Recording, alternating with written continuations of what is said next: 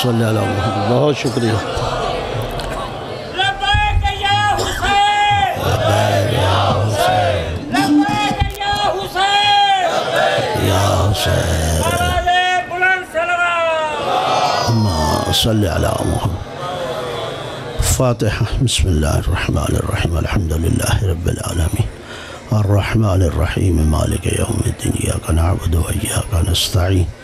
اہدنا الصراط المستقیم صراط الذین انعمت علیہم غیر المغضوب علیہم ولا الضالین.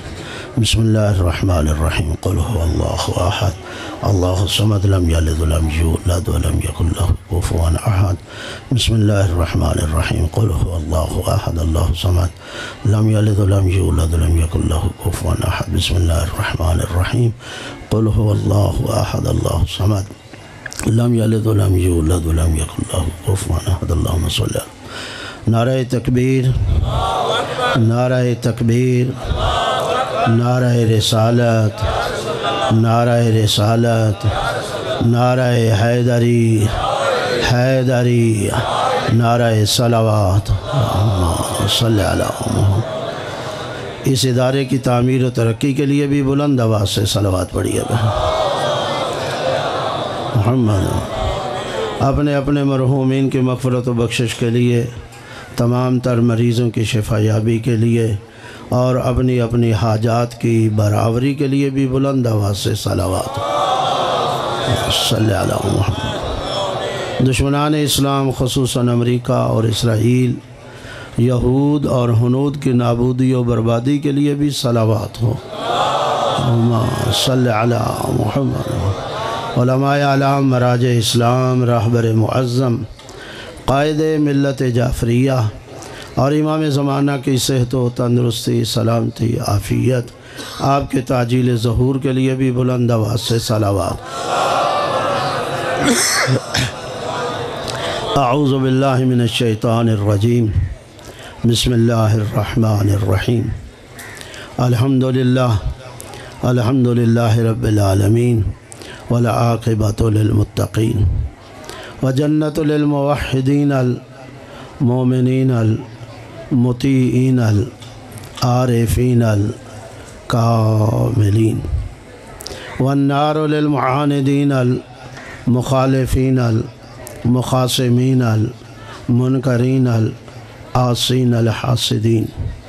ثم الصلاۃ والسلام علی انبیائہ والمرسلین، خصوصاً سید الاولین والآخرین، سید العرب والعجم، سیدنا نبینا شفیع ذنوبنا حبیب قلوبنا طبیب نفوسنا ابی القاسم محمد صلی علی محمد وعلی آل بیتہ الطیبین الطاہرین المعصومین المنتخبین المنتجبین من یومنا ھذا الی یوم الدین و بعد یوم الدین، ولعنت الداعمۃ الابدیہ علی اعدائہم ملعونین اجمعین من اول یوم العداوۃ الی یوم الآخر و بعد یوم الآخر. اما بعد، فقد قال اللہ تعالی فی کتابہ المجید و فرقانہ الحمید،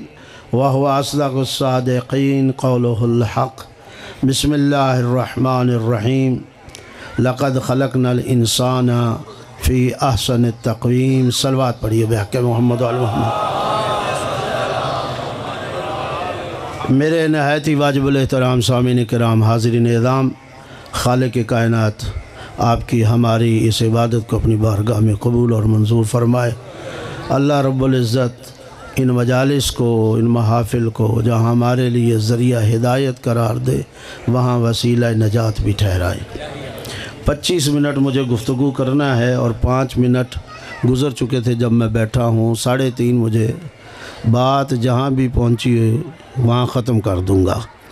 اس لیے محبت فرمائیے گا، اس 25 منٹ میں نے بہت سی باتیں آپ سے کرنی ہیں، اپنی ذمہ داری کے حوالے سے،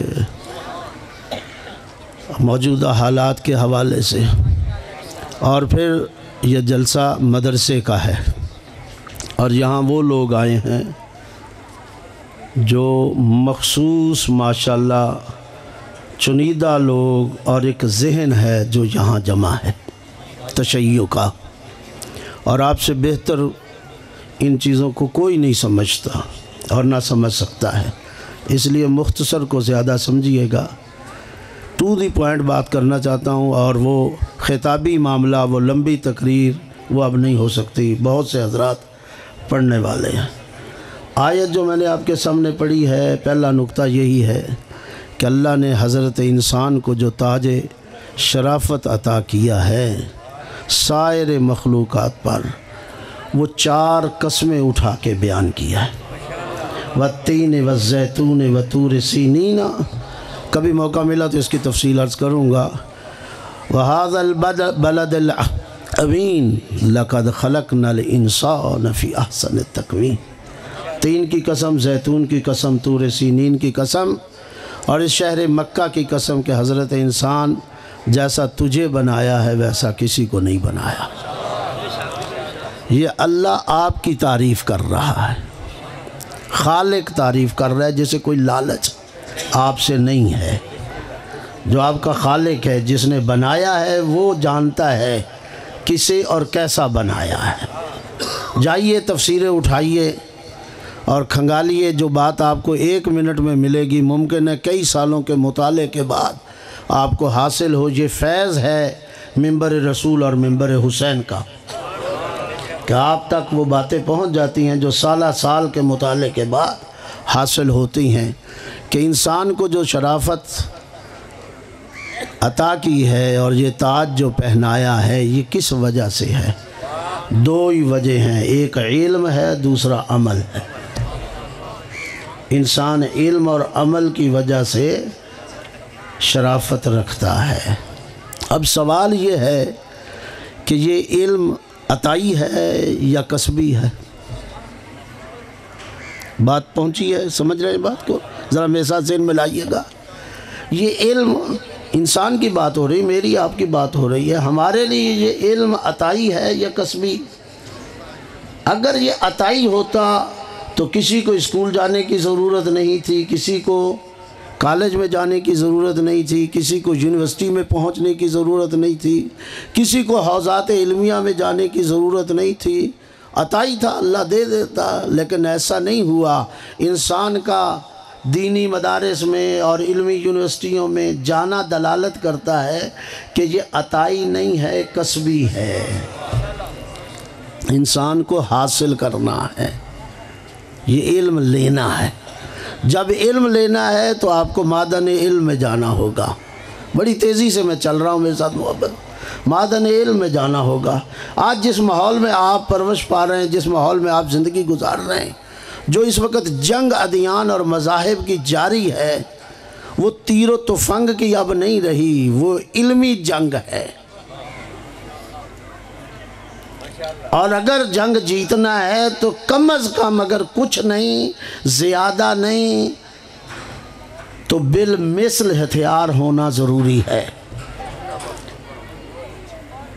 آپ ٹینک کو تیر سے نہیں اڑا سکتے، آپ ٹینک کو غلیل سے نہیں ختم کر سکتے، ٹینک کے مقابل ٹینک آئے گا تو بات بنے گی۔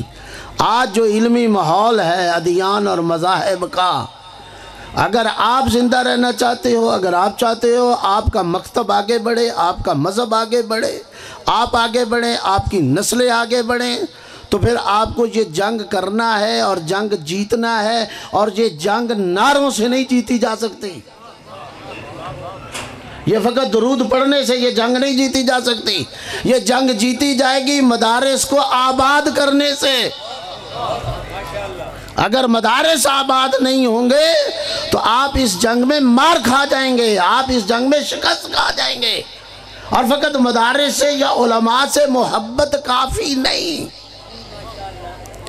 یہاں وہ لوگ ہیں جو علماء اور مدارس سے محبت کرتے ہیں، لیکن میں آپ سے سوال کرتا ہوں، آپ کتنی کو محبت کرتے ہیں؟ جتنا مجمع ہے ان میں سے کتنی تعداد ہے جنہوں نے اپنی اولادوں کو دین کے لیے وقف کیا ہو؟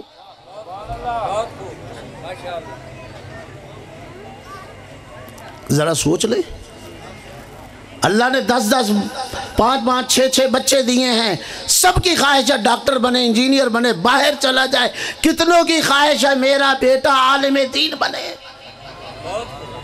خواہشیں ہماری علماء سے بڑی ہیں، آرزویں ہماری علماء سے بڑی ہیں، لیکن بھائی خام مال بھی تو قوم نے بھیجنا ہے۔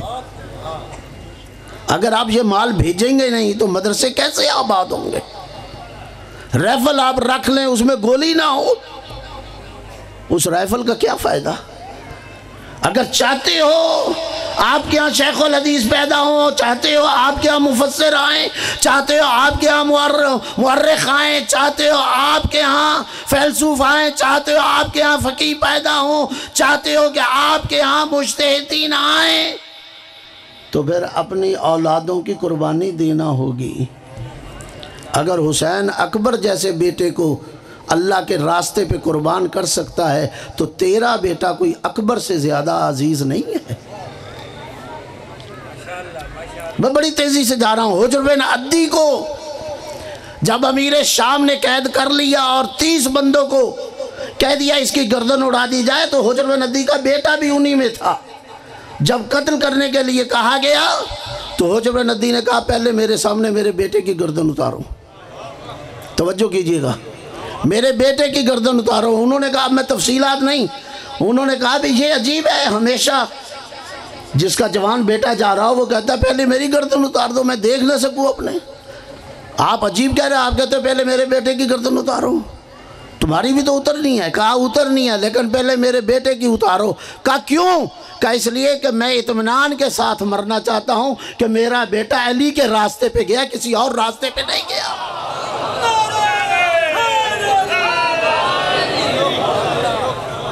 اگر تم علی کا راستہ عزیز رکھتے ہو تو پھر عزیز ترین قربانی دینا ہوگی۔ اگر اپنے بچوں کو اس راستے سے دور رکھو گے تو پھر تمہارے نعرے فائدہ نہیں دیں گے۔ اور یہ کہہ دینا، اب میں دوسرا نقطہ اٹھا رہا ہوں اسی سے ہی، یہ کہہ دینا کہ ہندوستان پاکستان میں بھنگ بوزے سے شیعت پھیلی ہے، ملنگی سے شیعت پھیلی ہے، جو تاریخ کا مطالعہ کرو، یہ شیعت بھنگ بوزے سے نہیں پھیلی، یہ شیعت ملنگی سے نہیں پھیلی، بلکہ بھنگ بوزے اور ملنگی نے جو دیا وہ کیا آپ نے وہ اٹھایا، وہ سلسلہ جس سلسلے نے ہمیں یہاں تک پہنچا دیا۔ کیا آپ کا خون مباح ہو گیا؟ آپ کی قتل و غارت شروع ہو گئی؟ لیکن شیعت جاؤ، اس ہندوستان میں شیعت پھیلانے کے لیے شہید ثالث قاضی نور اللہ شستری جیسی شخصیت آئی، اس میں علامہ عدیل جیسے وہ شخص جو ابھی بچہ تھا، پہاڑوں میں بکریے چرا رہا، پہاڑوں کے درمیان اسے آواز آتی ہے جاؤ نجف، آگے والد کو بتایا کہ آج تیسرا دن ہے بکریاں چراتے ہوئے مجھے آواز آ رہی، نجف جاؤ۔ باپ نے کہا چھوڑ بکریاں اور نجف جا۔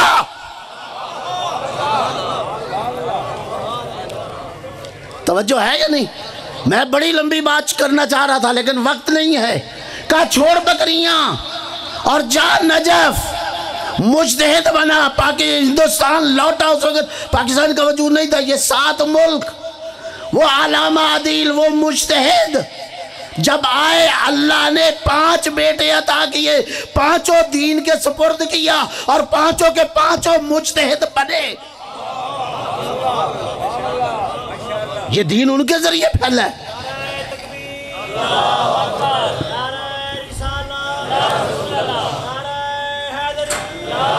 قاضی نور اللہ شستری رحمت اللہ علیہ، میں معذرت کروں گا ٹائم بہت تھوڑا ہے، قاضی نور اللہ شستری علیہ شہید ثالث، تقیے کے عالم میں جب سزا ملنے لگی نور جہاں دوڑی آئی، کہا ابھی بھی آپ انکار کر دیں تو میں آپ کو بچا سکتی ہوں۔ کہا اب ٹائم نہیں ہے، اب تقیے کا وقت نہیں ہے۔ قاضی نور اللہ شستری جانتا ہے کہ میرا فریضہ اور وظیفہ کیا ہے، اب تک میں تقیے میں رہا، اب میں اپنے مذہب کو چھپا نہیں سکتا، اب اگر میں نے چھپایا تو 3500 قاضی نور اللہ شستری مر جائیں گے۔ تقیے کے عالم میں 3500 3,500 ہندوستان کی سرزمین میں علماء پیدا کیے کس نے؟ کس نے؟ قاضی نور اللہ شوستری نے۔ شیعت پھیلی ایسے نہیں پھیلی، کتابیں لکھی، مجالس المومنین، ایک حق الحق کتنی کتابوں کو، اور جس پہ 85 سال کے بوڑھے کو شیعت پھیلانے کے حوالے سے، اس مکتب اور مذہب کے حوالے سے 100 کوڑے مارے گئے، گدی سے زبان کھینچی گئی، سولی پہ لٹکایا گیا، 3 دن تک لاش کوڑے پہ پڑی رہی، گندگی کے ڈھیر پر۔ یہ کس نے قربانی دی؟ قاضی نور اللہ شوستری رحمت اللہ علیہ۔ آپ کے پاس علی ولی اللہ ایسے نہیں پہنچا، یہ اس لسی سے نہیں پہنچا جو آپ لسی کہتے پھرتے ہو۔ 85 سال کا بوڑھا 100 کوڑے کھا رہا ہے، 85 سال کا بوڑھا تانبا اور پیتل گرم کر کے اس کے سر پہ ڈالا گیا، ہڈیاں پانی ہو گئی، شیعت کا کام نہیں چھوڑا، موت کو قبول کر لیا۔ نعرہ تکبیر، نعرہ رسالت، نعرہ حیدری۔ یہ ایسے شیعت نہیں آئی پاکستان، آپ جانتے ہیں، جائیے بزرگان، یہاں بھی ہمارے ایک بزرگ موجود ہے، پوچھئے ان سے، پاکستان میں بھی اگر کام کیا تو علماء نے کیا۔ سید محمد یار نجفی کس کا نام ہے؟ سید غلام علی شاہ صاحب کس کا نام ہے؟ سید محبوب علی شاہ صاحب کس کا نام ہے؟ شیخ محمد حسین ڈھکو کس کا نام ہے؟ شیخ الجامعہ اختر عباس نجوی کس کا نام ہے؟ حسین بخش جاڑا صاحب کس کا نام ہے؟ مفتی جعفر حسین کس کا نام ہے؟ صفدر حسین نجوی کس کا نام ہے؟ آج اگر آپ بیٹھے ہو تو انہیں مدارس کا فائز ہے، انہیں علماء کا فائز ہے۔ آج اگر آپ کا عقیدہ ٹھیک ہوا ہے، اگر آج آپ کے نظریات ٹھیک ہوئے، اگر آج آپ کی فکر ٹھیک ہے، اور فکری طور پہ اگر آپ فکر سالم رکھتے ہیں، تو یہ فیض ہے انہی مدارس اور انہی علماء کا۔ کہنا تشیع پتہ نہیں درباروں سے پہنچ گئی، تشیع پتہ نہیں کہاں کہاں سے پہنچی، علماء نے۔ عراق کے اندر تشیع کو رسمیت اگر دلوائی تو کس نے؟ وہ سید مرتضیٰ، سید علم الہدا، سید رضی کے بڑے بھائی، صاحب ناج البلاغہ کے بڑے بھائی سید مرتضیٰ نے عراق میں تشیع کو رسمیت دلوائی۔ آج اگر نجف آباد ہے، آج اگر کربلا آباد ہے، تو ایک عالم دین کی وجہ سے، وہ سید رضی۔ اگر آج 70% تشیع ہے تو سید رضی کی وجہ سے۔ اگر ایران شیعہ بنا تو کسی ملنگ کی وجہ سے نہیں، علامہ ہلی کی وجہ سے۔ یہ حوزات علمیہ کس نے دیے؟ یہ نجف کے حوزے کی بنیاد شیخ الطائفہ سید نصیر الدین طوسی نے رکھی، بغداد کے حوزے کی بنیاد شیخ مفید علیہ الرحمہ نے رکھی، قم کے حوزے کی بنیاد شیخ حائری ابو القاسم حائری نے رکھی۔ یہ علماء ہیں۔ صلوات پڑھیے بحق محمد و آل محمد۔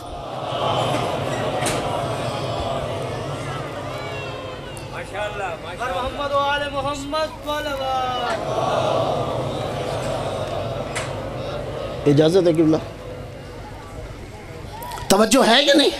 یہ بزرگان، اب ٹائم نہیں ہے، یہ بزرگان، ان علماء کو پہچانیے۔ یہ اللہ کی نعمت ہے جو آپ کے پاس یہ بزرگان آئے۔ ان بزرگان کی وجہ سے آج علی ولی اللہ موجود ہے، ان بزرگان کی وجہ سے آج آپ کا عقیدہ سالم ہے، ان بزرگان کی وجہ سے آج آپ کی اصلاح ہے، ان بزرگان کی وجہ سے آپ نمازی ہیں، آپ روزہ رکھتے ہیں، آپ حج کر رہے ہیں، ان بزرگان کی وجہ سے آپ خمس و زکوٰۃ کے پابند ہیں، اور ان بزرگان کو نہ پہچانے۔ ایک نقطہ یہ تھا جو دوسرا میں نے عرض کیا، ٹائم پہ بات کو ختم کر دینا ہے۔ ان مدارس کو آباد کرو گے تو آپ زندہ رہ سکو گے، آپ کی نسل، آپ کی قوم زندہ رہ سکے گی، وإلا آپ کی مرضی اپنی اولادوں کو کس کے حوالے کر کے جا رہے۔ اور تیسرا نقطہ جو ضروری ہے، جس ملک میں آپ رہ رہے ہو اس ملک کے حالات دیکھ رہے ہو۔ سکہ، صلوات پڑھیے بحق محمد و آل محمد۔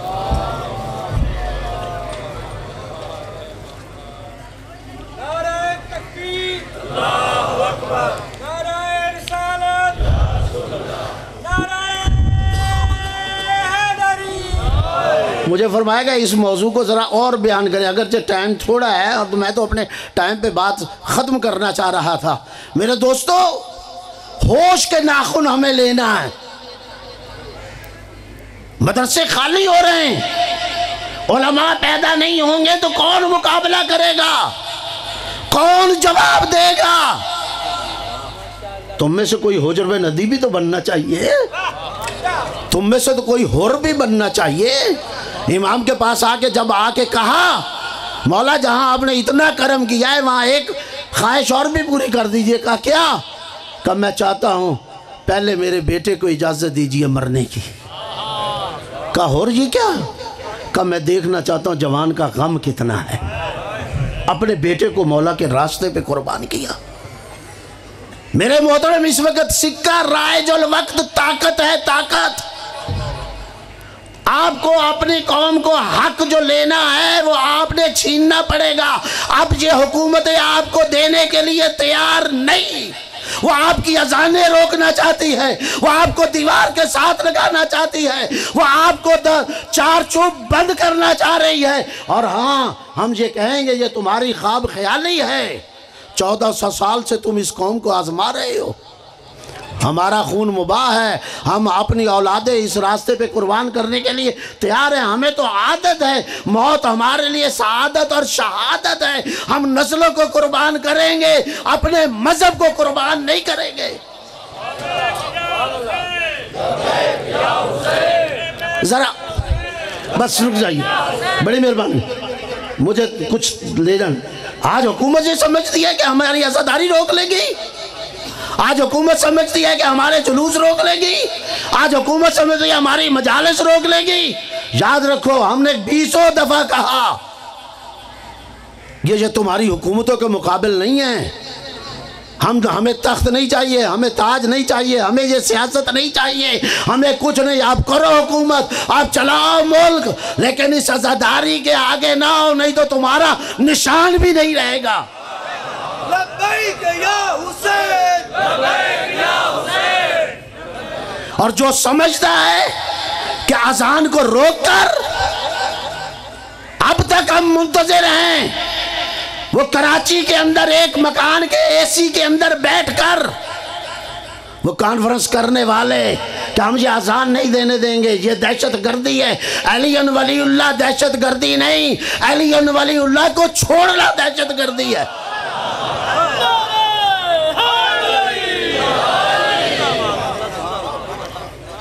یہ علی ولی اللہ کل بھی ہمارا نشان تھا، علی ولی اللہ آج بھی ہمارا نشان ہے اور کل بھی رہے گا۔ ہر مسجد سے علی ولی اللہ کی اذان گونجے گی اور اس کو تم ختم نہیں کر سکتے۔ یہ مکتب موجود ہے، یہ آگے بڑھے گا۔ تم طاقت سے روکنا چاہتے ہو، کس سے؟ ہمیں 14 حکومتوں کا ہم نے مقابلہ کیا۔ کہاں گئی بنو امیہ کی حکومتیں؟ کہاں گئی بنو عباس کی حکومتیں؟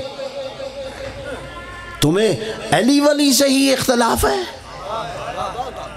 علی کو ولی ہم نے نہیں بنایا۔ جاؤ، بے اعتراض کرنا تو پھر اللہ پر کرو اور رسول پر اعتراض کرو۔ وقت ہوتا تو میں بات لمبی کرتا۔ میرے دوستو، جاؤ، غدیر بھول گئے ہو، دعوت ذل عشیرہ بھول گئے ہو۔ ایک وعدہ علی نے کیا تھا، ایک رسول نے کیا تھا، دونوں میں سے مجھے بتاؤ تو صحیح کون اپنے وعدے سے ہٹا؟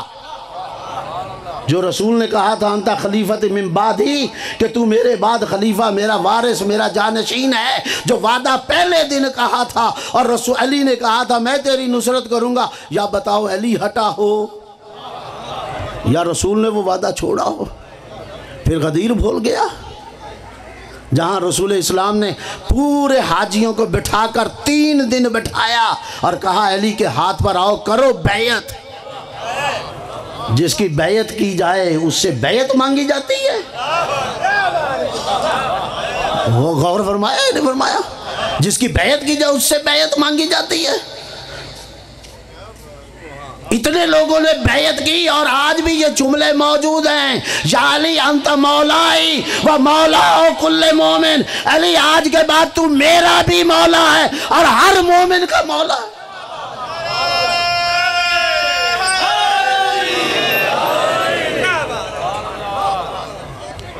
علی سے تمہیں دشمنی ہے اور ہم سے تو دشمنی اسی واسطے ہے کہ تمہیں علی سے دشمنی ہے.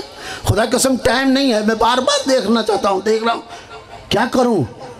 جاؤ، کسی شاعر نے کیا خوب کہا تھا، اگر دیکھنا ہے تو مظہر رب جلی کو دیکھ، قرآن کے حرف حرف میں شان ولی کو دیکھ، رضی اللہ کی صفوں میں نہ کر محمودی تلاش، بالائے مہر نبی پہ مقام علی کو دیکھ.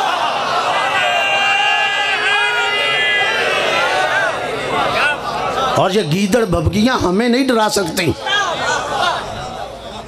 ہم اس میدان کے مرد ہیں. اسی لئے میں اس شعر میں یہ جملے کہنا چاہتا ہوں پنجابی میں، وہ مرد میدان وچ گجدائے شیرہ وانگ جس مرد دا جی ہو.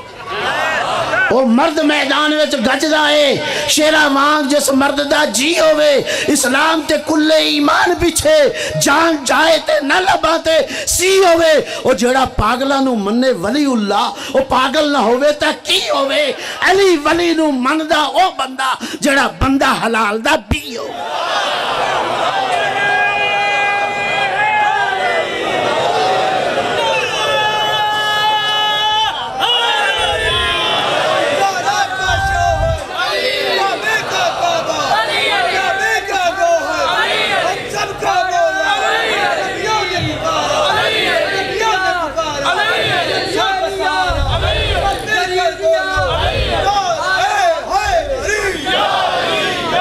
بس 2-3 منٹ، اس سے زیادہ نہیں. ایک جملہ آخر میں صاحب کو کہوں گا، بس 2-3 منٹ میں بات ختم.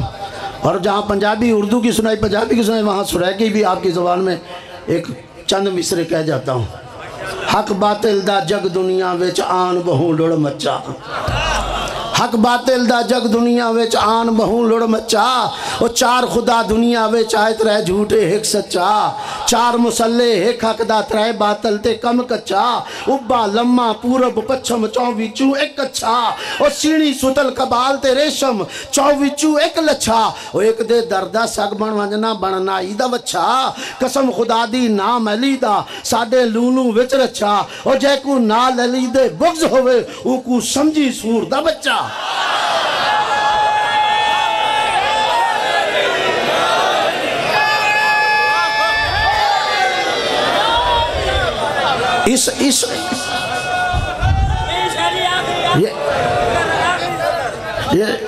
یہ ٹائم حق باطل دا جگ دنیا وچ آن بہوں لڑ مچا. چار خدا دنیا وچ آئے ترے جھوٹے ایک سچا.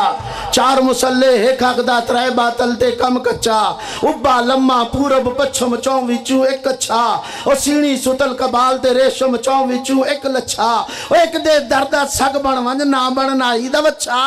قسم خدا دی نام علی دا ساڈے لونوں وچ رچا. او جے کو نال علی دے بغض ہوئے ان کو سمجھی سور دا بچہ. علی ہمارے دلوں میں ہے، علی ہماری روح میں ہے. اور ہم جانتے ہیں حسین کے ساتھ جو کچھ ہوا اسی لیے تو ہوا، وہ علی کا بیٹا تھا. میں نے کہا تھا نا 2 منٹ میں بات کو ختم کر رہا ہوں، پھر کبھی موقع ملا تو بات کروں گا. بس اس کربلا کو فقط پڑھیے نہیں، اس کربلا کو فقط سنیے نہیں، اس کربلا کو دل میں اتاریے کہ حسین ابن علی نے دین کو بچانے کے لیے جو کچھ تھا دیا. میں آپ سے سوال کرتا ہوں، رکھا کیا حسین ابن علی نے؟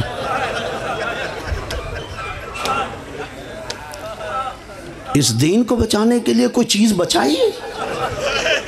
بیٹیاں وہ قربان کر دی، بہنیں وہ قربان کر دی، بیٹے وہ قربان کر دیے. مجھے بتاؤ تو صحیح، زینب جیسی بہن جو باپ کے سامنے کھڑی نہیں ہو پاتی تھی، دوسرا یا تیسرا دن تھا زخمی ہوئے میرے مولا کائنات کو حسین ابن علی وارد ہوتے ہیں. میرے مولا کی نگاہ پڑی، حسین بیٹا. ہاں بابا. بیٹا زینب کہاں ہے؟ مولا رو پڑے. کہا روتے کیوں ہیں؟ کہا بابا تیری پشت پہ تو کھڑی ہے. میں پڑھ گیا، آپ نے غور نہیں فرمایا. کہا بابا آپ کی پشت پہ تو کھڑی ہے. کہا زینب بیٹا ذرا آؤ نا سامنے. بی بی سر جھکائے ہوئے آہستہ آہستہ قدم اٹھاتے باپ کے سامنے آ کے کھڑی ہو گئی. جی بابا.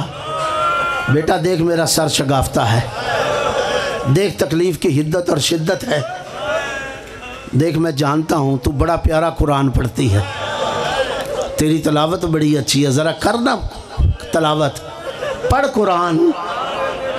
علماء نے لکھا ہے جب کہا نا پڑھ قرآن کر تلاوت, بی بی کا ایک رنگ آ رہا تھا ایک رنگ جا رہا تھا, بدن میں کپ کپی تاری ہو گئی. حسین آگے بڑے, ہاتھ باندھ لیا, بابا اپنا حکم واپس لیجیے. کیا کیوں بیٹا؟ کہا بابا میری بہن مر جائے گی, آپ کے سامنے قرآن پڑھتے شرماتی ہے. میں کہہ گیا ختم ہو گئی بات. مجھے بتائیے جو بی بی باپ کے سامنے قرآن پڑھتے شرماتی تھی, اسے ننگے سر شام و کوفہ کے بازاروں اور پھر درباروں میں خطبے دینے پڑے اسی دین کے لیے. اللہ آپ کو اور ہمیں توفیق دے کہ ہم اس دین پہ رہیں اور دین کی خدمت کر سکیں. وآخر دعوانا الحمدللہ.